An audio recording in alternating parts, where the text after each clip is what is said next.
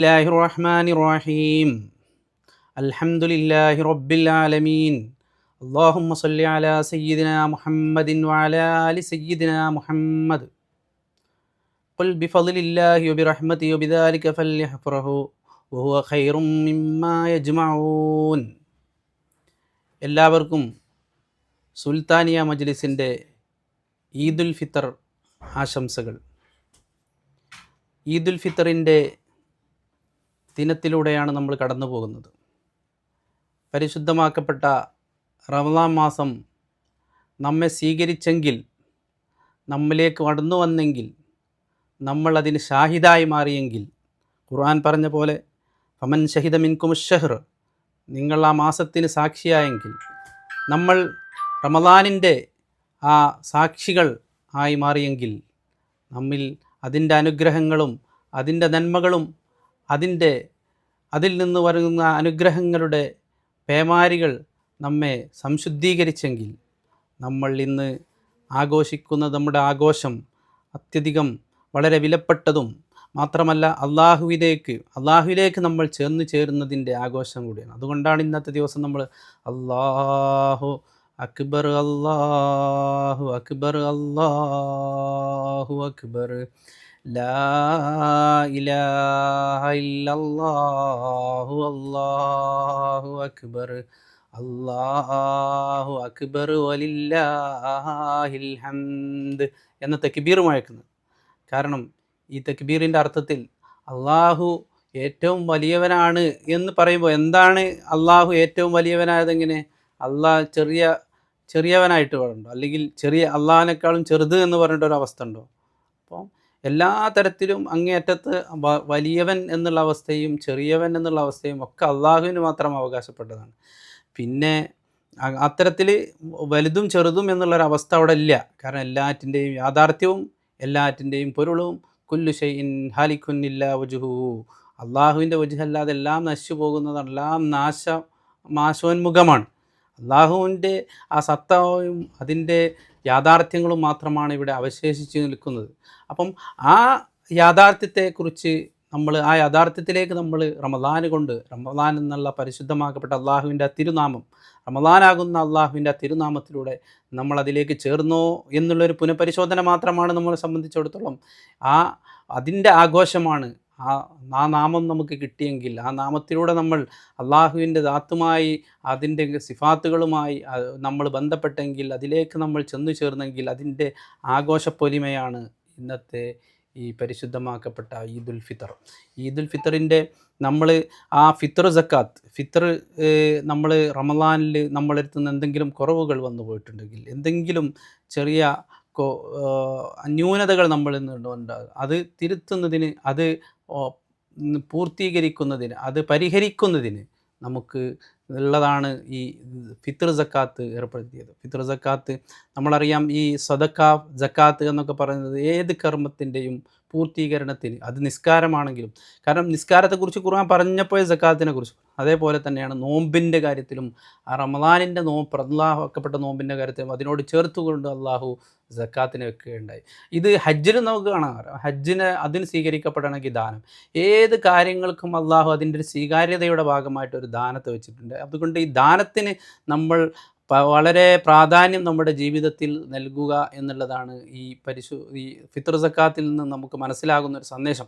അപ്പം ഫിത്ർ സക്കാത്ത് കൊണ്ട് നമ്മുടെ അമലുകളിൽ എന്തെങ്കിലും ന്യൂനതകൾ, അമലുകൾക്ക് എന്തെങ്കിലും കുറവുകൾ സംഭവിച്ചിട്ടുണ്ടെങ്കിൽ അത് നികത്താനുള്ള വലിയൊരു മാർഗ്ഗമാണ് നമ്മെ സംബന്ധിച്ചിടത്തോളം ഫിത്ർ സക്കാത്ത്. അപ്പോൾ ഫിത്ർ സക്കാത്ത് നിർവഹിക്കുക എന്ന ഏറ്റവും അത്യന്താപേക്ഷിതമായൊരു കർമ്മത്തിൻ്റെ മുമ്പിലാണ് നമ്മൾ ഈ ഈദുൽ ഫിത്തർ ആഘോഷിക്കുന്നത്. ഈദുൽ ഫിത്തറിന് ഇപ്പോൾ നിസ്കരിക്കുക എന്നുള്ളത് സുന്നത്തായ ഒരു കാര്യമാണ്, സുന്നത്ത് മുഅക്കദ എന്നൊക്കെ പറയും, അത് സുന്നത്തായ ഒരു കാര്യമാണ്. അതേസമയം ഈ ഈദുൽ ഫിത്തറിൻ്റെ ദിവസം നിർബന്ധമായ വാജിബായ ഒരു കാര്യം എന്ന് പറയുന്നത് അത് ഫിത്ർ സക്കാത്താണ്. അപ്പോൾ ഫിത്ർ സക്കാത്ത് അവിടുത്തെ നമ്മുടെ കുടുംബങ്ങൾക്കും അത് എങ്ങനെ നിർവഹിക്കണോ ആ നിർവഹിക്കേണ്ടതിൻ്റെ പൂർണ്ണമായ നിയ്യത്തോടുകൂടി നമുക്ക് നിർവഹിക്കാൻ കഴിയുന്നുണ്ടോ എന്ന് നമ്മൾ കൂടുതൽ പരിശോധിക്കേണ്ട ഒരു കാര്യം ഈ ബലിപെരുന്നാൾ ദിനത്തിൽ പ്രധാനമായിട്ടും അതാണ്. അപ്പോൾ പെരുന്നാൾ നമ്മൾ ആഘോഷിക്കുമ്പോൾ നമ്മളെ തന്നെ നമ്മളെ തന്നെ തിരിച്ചറിഞ്ഞതിൻ്റെ, നമ്മുടെ തന്നെ യാഥാർത്ഥ്യത്തിലേക്ക് നമ്മൾ ചെന്നു ചേർന്നതിൻ്റെ ആഘോഷമായിരിക്കണം നമ്മെ സംബന്ധിച്ചിടത്തോളം. പക്ഷേ അതിലേക്ക് നമ്മൾ ചേർന്നോ അല്ലെങ്കിൽ റമദാൻ കൊണ്ട് നമുക്ക് എന്ത് ലഭ്യമായി എന്നുള്ളതൊക്കെ പുനഃപരിശോധിക്കേണ്ട കാര്യമാണ്.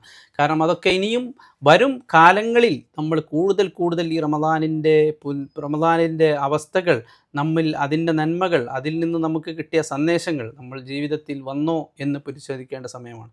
കാരണം റമദാൻ സാക്ഷിയാവുക എന്നുള്ളൊരവസ്ഥ ഉണ്ട്, റമദാൻ എതിരായിട്ട് സാക്ഷിയാവുക എന്നുള്ള അവസ്ഥയുണ്ട്. അപ്പം റമദാൻ നമ്മെ സംബന്ധിച്ചിടത്തോളം നാം ഈ റമദാൻ കൊണ്ടാണ് നമ്മൾ ഈ ജനസമൂഹത്തിൻ്റെ മുമ്പിൽ നമ്മൾ തന്നെ സാക്ഷികളായി മാറുന്നത്. കാരണം റമദാൻ നമ്മളെ ശുദ്ധീകരിക്കുകയാണ്. കാരണം അസ്സൗമുലീവാന ജിസീബി, നോമ്പ് എനിക്കുള്ളതാണെന്ന് പറഞ്ഞു. അപ്പം ആ നോമ്പ് എനിക്കുള്ളതാണ്, അള്ളാഹുവിൻ്റേതായ അവസ്ഥയിൽ നോമ്പ്. ആ നോമ്പ് ഉള്ളത് കൊണ്ടാണ് നമ്മൾ ഈ പെരുന്നാൾ ദിവസം നമ്മളെ സംബന്ധിച്ചിടത്തോളം നോമ്പ് അനുവദനീയമല്ല. കാരണം നോമ്പ് അനുവദനീയമല്ലാതായതെന്തുകൊണ്ടാണ്? നോമ്പിൻ്റെ ലക്ഷ്യം, എൻ്റെ ജസാ അള്ളാഹുവാണ്. ആ അള്ളാഹുവിൽ നിന്നുള്ളൊരവസ്ഥയാണ് ഈ പെരുന്നാളിൻ്റെ അവസ്ഥ. അപ്പോൾ അത് നൽകപ്പെടുന്ന ഒരു സന്ദർഭത്തിലാണ് ലിസ്വായിമി ഫർഹത്തുൻ, പിന്നെ അള്ളാഹുവിനെ കൂടിക്കാഴ്ചയുടെ സമയത്തുള്ള സന്തോഷവും അതുപോലെ നോമ്പ് തുറക്കുന്ന സമയത്തുള്ള സന്തോഷവും എന്ന് പറഞ്ഞു. അപ്പോൾ നോമ്പ് തുറക്കുന്ന സന്തോഷം എന്ന് പറയുന്നത് റമദാൻ്റെ 30 ദിവസങ്ങൾ, റമദാനിൻ്റെ 29 ദിവസങ്ങൾ, ഈ ഒരു മാസം കഴിഞ്ഞു കടന്നിട്ടുള്ളൊരു ഇഫ്താറാണ്. ആ ഇഫ്താറിൻ്റെ ദിവസമാണ്, ഇഫ്താറിൻ്റെ ഫർഹത്താണ്, സന്തോഷമാണ് ബലിപെരുന്നാൾ, ഈദുൽ ഫിത്തർ എന്ന് പറയുന്നത്. പക്ഷേ ഈദുൽ ഫിത്തർ നമ്മെ സംബന്ധിച്ചിടത്തോളം നമ്മൾ നാട്ടിലുള്ള എല്ലാ ഈ റമദാൻ മാസത്തിൽ ചെയ്യാതിരുന്ന എല്ലാ തിന്മകളും ചെയ്യാനുള്ള ഒരു സന്ദർഭമല്ല.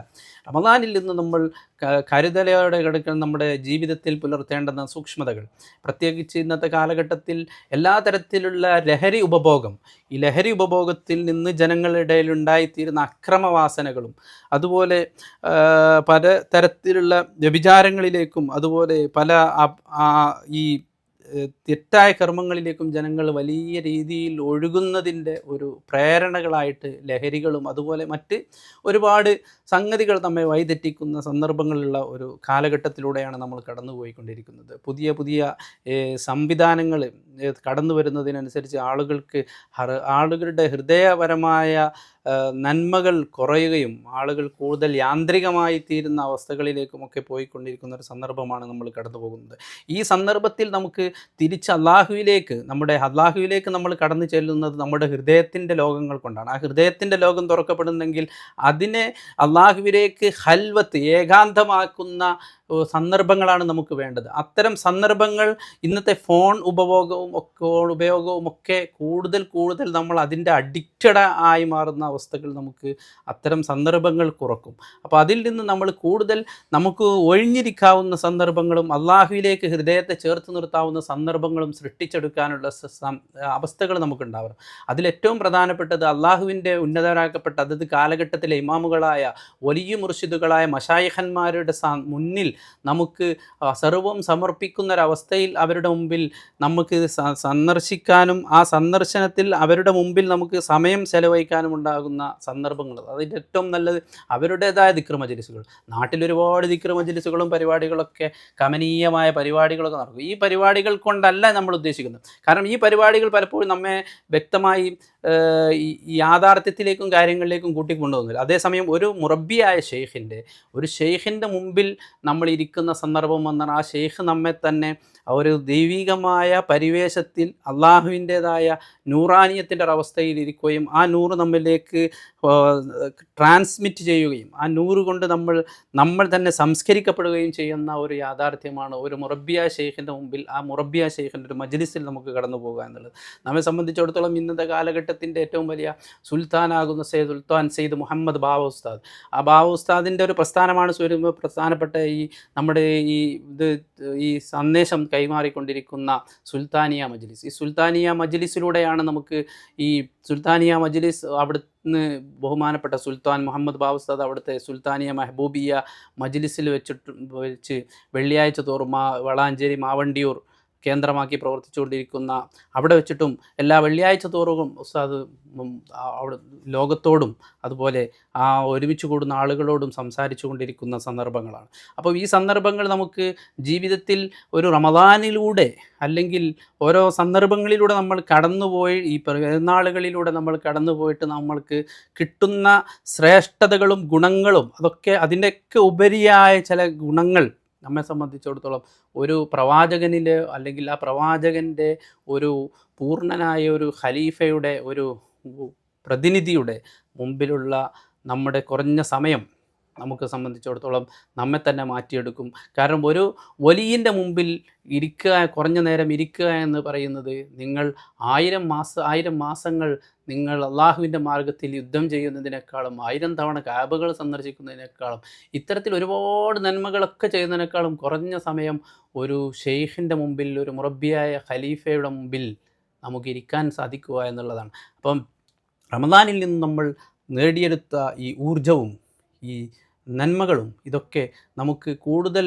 പരിപോഷിപ്പിക്കാനും അതിൻ്റെ ഫലത്തിലേക്ക് നമുക്ക് കൂടുതൽ ചെന്നു ചേരാനുമുള്ള ഒരു ദൗത്യത്തിലേക്ക് നമ്മൾ ഈ റമദാൻ കൊണ്ട് നമ്മളുടെ തീരുമാനങ്ങൾ എടുക്കുക എന്നുള്ള ഒരു പ്രത്യേകമായ സന്ദേശവും നമ്മൾ ഈ ഒരു ഷെയ്ഖിലേക്ക് നമുക്ക് എത്തിച്ചേരുന്ന അവസ്ഥാവിശേഷം ഉണ്ടാവട്ടെ. ആ ഷെയ്ഖിൽ എൻ്റെ കദമിൽ അടിയുറച്ചു നിൽക്കുന്ന ഒരു സന്ദർഭവും അതിനുള്ള മാനസികാവസ്ഥയും നമ്മിൽ അള്ളാഹു ഊട്ടിയുറപ്പിച്ച് നൽകട്ടെ എന്ന് പ്രാർത്ഥിച്ചുകൊണ്ട് ഈ എല്ലാവർക്കും ഈ പരിശുദ്ധമാക്കപ്പെട്ട ഈദുൽ ഫിത്തറത്തിൻ്റെ ആശംസകൾ നേർന്നുകൊണ്ട് ചുരുക്കുന്നു. അസ്സലാമു അലൈക്കും വറഹ്മത്തുള്ളാഹി വബറകാതുഹു.